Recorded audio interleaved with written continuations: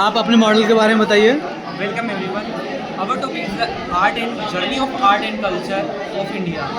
Here I गुफा सबसे पहले हमने इसमें गुफाओं के बारे में बताया जो कि अजंता और दुर्ग की गुफा है।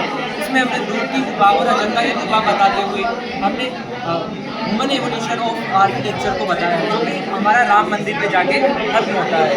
इसमें कुछ मुख्य विशेषताएं हैं जो कि हमारे साथी आपको बताना चाहेंगे।